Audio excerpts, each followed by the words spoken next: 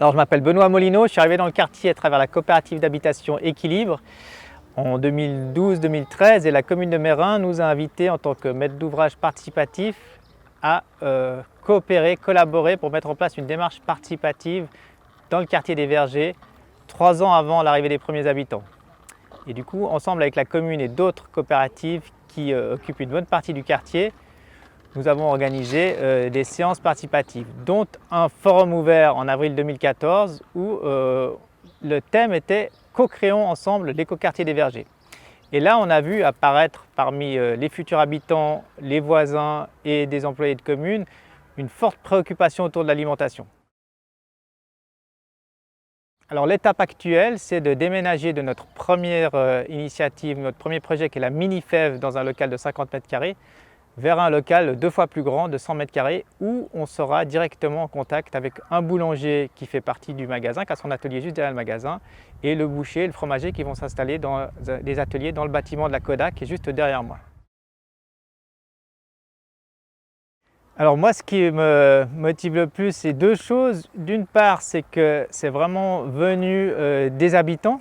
Donc pour moi, moi je suis dans une petite coopérative participative où on essaie d'écouter nos habitants à l'échelle d'un immeuble. Et tout d'un coup, j'ai vu que si on écoute les citoyens, eh ben, ils sont prêts à avoir des grandes idées au niveau d'un quartier, voire au-delà.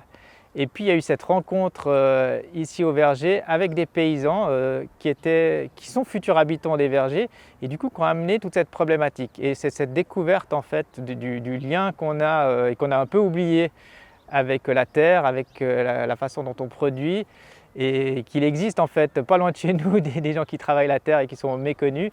Et cette rencontre-là, ce lien-là, je pense que c'est les aspects les plus inspirants pour moi.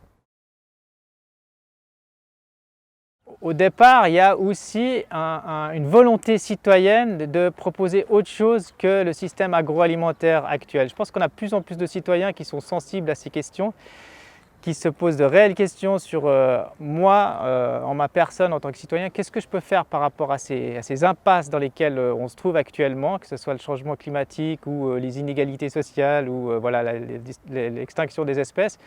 Est-ce que moi je peux faire quelque chose? Et puis de voir que quand on se met ensemble, qu'on collabore et puis qu'on est capable de proposer des systèmes différents, des systèmes en circuit court, et qu'en plus ça crée du lien social, ça crée des rencontres.